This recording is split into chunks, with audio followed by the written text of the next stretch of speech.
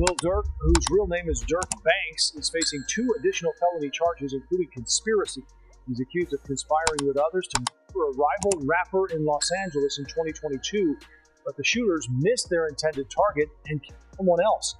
5 other people are also facing charges, 4 of whom are from the Chicago area. Lil Durk and 5 co-conspirators are charged with murder. Number 1, are you surprised? Nah, not surprised. Why is that? Like the raps have become real. Like they've been real. They've been real since like the drill started.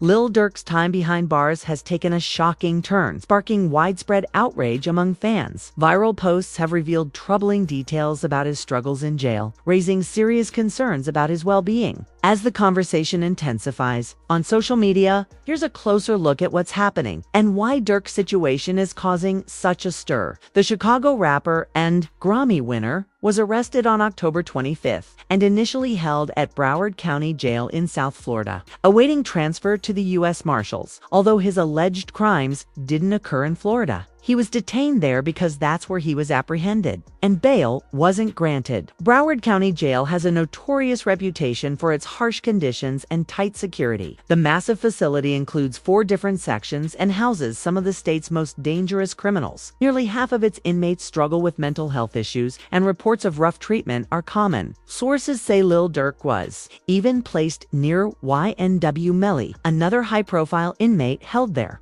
further fueling concerns about the environment he's enduring. There was no VIP treatment for Lil Durk at Broward County Jail. Prisoners are classified strictly by the severity of their crimes, and tight security is enforced throughout the facility. The jail itself is an 8-story fortress under constant surveillance by numerous cameras. Despite this, the facility has faced accusations of staff mistreatment, including physical abuse and neglect. Florida laws prevent public access to internal footage, making it difficult to verify what truly happens. Inside, former inmates have shared disturbing accounts of the harsh conditions, especially for those struggling with mental health. While Durk was held there, concerns about inadequate mental health care arose. Some prisoners endure extreme isolation, locked away for over 100 days with little to no proper support. Tragically, some inmates have died due to neglect, such as being inadequately fed. Privacy is nearly non-existent. Inmates live under constant watch, with overcrowded spaces, thorough searches, and every conversation or movement monitored. Solitude is a rare luxury, and adapting to a life with virtually no privacy is a huge challenge. Personal matters become public knowledge, witnessed by both staff and fellow inmates, making daily life even more difficult. Recently, Lil Durk was transferred to a different facility in Los Angeles for his arraignment. Along with the transfer, his bail request was denied as the judge considered the charges too serious to risk his release. Durk recently pled not guilty in a court as well, and he was denied bail. He was denied bail because they basically said, remember, he was booked. They said that he was booking all those fights. Right. They didn't know what was about to happen, where he was going when they caught him and locked him up.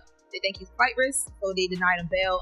Lil Durk's time at MDC 1600 isn't looking much better than Broward. It's a tough spot known for housing high-profile inmates. And with his case under heavy scrutiny, security around him has been tightened. They're keeping a close eye to prevent any incidents. Surprisingly, Durk declined protective custody, which most celebrities in his position would jump at for safety. Instead, he chose to stay with the general population, a bold move that seems to be working out. As reports from a jail call say, other inmates aren't giving him trouble and he's being treated relatively well. The MDC is severely overcrowded, with over 1,000 people packed inside, but it does offer programs like treatment, education, and recreational activities for inmates who want to stay productive. Still, privacy is basically non-existent. Visits are restricted to strict hours, and everything he does is monitored closely due to his status. Yet, Durk's decision to remain in the general population shows he's standing firm on his principles and reputation. So why is Lil Durk in jail? He was arrested on charges related to seeking revenge for King Von's passing. But he's not the only one caught up. 5 other members of his OTF crew have also been arrested on similar charges. Prosecutors argue that OTF isn't just a music collective but operates as a gang. The case focuses on a shooting from August 22nd, where Durk and his associates allegedly chased down Quando Rondo, linked to King Von, to carry out their revenge plan. They used an OTF member's credit card to book flights to Los Angeles, where they aimed to track down Quando Rondo. A member of Durk's crew arranged accommodations and supplied firearms for the group. They rented 2 cars to follow Quando and his cousin. The attack happened when Quando and his cousin stopped for gas giving. The assailants their chance. They got out of their cars and opened fire. While Quando managed to escape unharmed, his cousin tragically lost his life. Prosecutors said the group later met at a nearby restaurant to discuss payment for the hit. They also bought round-trip tickets back to Chicago, which prosecutors highlight as key evidence. Along with alleged CCTV footage of the shooting, though Quando escaped physically unscathed, the attack left a deep emotional scar. Soon after, video showed him talking to police, visibly pained as he watched officers remove his cousin's body from the raw moment of grief. Lil Pab, Quando's cousin, was killed simply because he was beside him. Later, in an interview, Quando opened up about the aftermath, revealing how the incident made him more suspicious, hyper-aware, and always on edge. Even years later, the trauma still haunts him. If that happened to my right hand, man, that's the reason I think, like, but I be thinking, like, bro, you could have did this, he could have did this, your little partner could have did this who from here that be with your little cousin got a plug in this place, he could have. I just think so many ways about it to the point where, bro, I done took the thought of art of war to a whole nother level. This wasn't Quando's first brush with violence. Back in 2021, after a show in Georgia, Quando was leaving the venue with his crew when shots rang out. While he escaped unharmed, one of his companions was shot in the hand. The shooter was never caught, but many believe it was retaliation connected to King Von Dot. The link between this incident and Durk's case is evident, especially given the ongoing tensions. With the details surrounding Durk's arrest, there could also be a connection to Lil Pab's death. What's less known is that before all the drama unfolded, Quando had a lot of respect for Durkoffen, referring to him as a mentor or big brother. I had a relationship with the big bro. I want to say his name. Not, you feel me? You know what I'm talking about? Cool. My album. Like, it was all love with us from my understanding. I've heard you say positive things about him. In a 2021 interview with Angela Y, Quando opened up about his relationship with Lil Durk and King Von, offering some revealing insights. He described his bond with Durk as solid at the time, noting they even had a song together before all the drama around King Von's death. Quando made it clear he wasn't bringing up names for clout or attention, but just wanted to share his side of the story. He called Quab Durk his big bro and admitted their relationship was initially filled with respect and admiration. Quando said he always spoke highly of Durk and felt the conflict mostly came from one side. While he didn't want to fully dive into the beef, he acknowledged that his crew wanted to be compensated for their efforts. He also shared how much Durk had inspired him and other artists, considering him a role model since he was 12 years old. However, it seems Durk didn't feel the same way regarding King Von's passing. The big question remains whether Quando was responsible. Footage from that night shows King Von,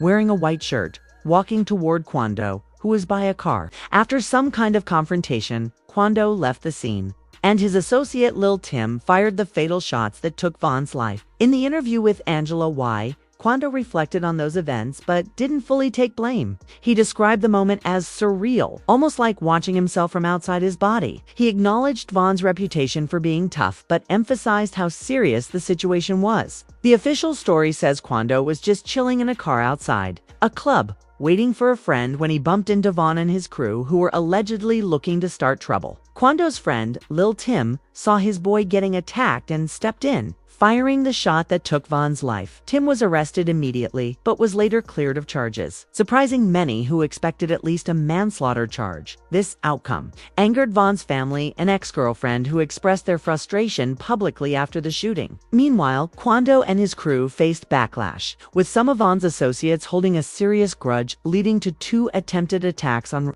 Quando, despite all this, there's clear evidence that Quando and Lil Durk once had a close connection, with Durk acting like a big brother to him, especially to Vaughn. It's understandable that Durk would hold serious resentment toward Quando, but no one expected him to go as far as he allegedly has in retaliation in an April interview with No Jumper. Quando addressed the hate he's received, saying he wasn't worried because those people were never truly on his side. He also made comments that further upset Vaughn's supporters. Supporters often say things like, "When God calls you, you have to go, brother." While Quando didn't start the beef, his words definitely didn't help ease tensions, especially with those connected to gangs. Durk, meanwhile, insists he's not involved in gang activities, but his close relationship with Vaughn suggests otherwise. Given their history, it's hard to tell if OTF is just a music group or something deeper. Though the shooting happened in February 2019, Durk wasn't arrested until May, at which point he turned himself in. Vaughn tragically passed before any decisions were made.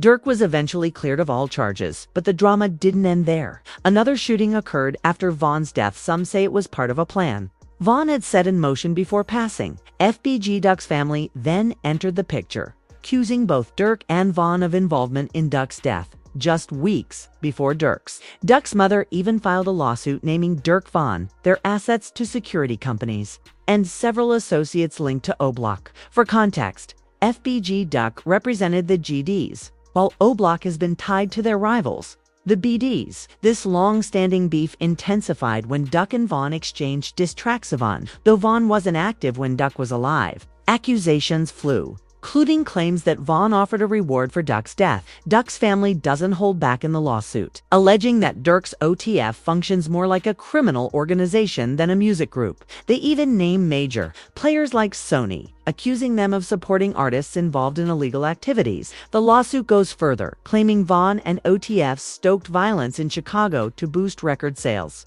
arguing their reality WAP strategy using real-life violence, controversy, and chaos was a calculated way to create a profitable brand and rack up streams, views, and sales. Now, with Durk's criminal history under a brighter spotlight, even more details are emerging following his latest legal troubles.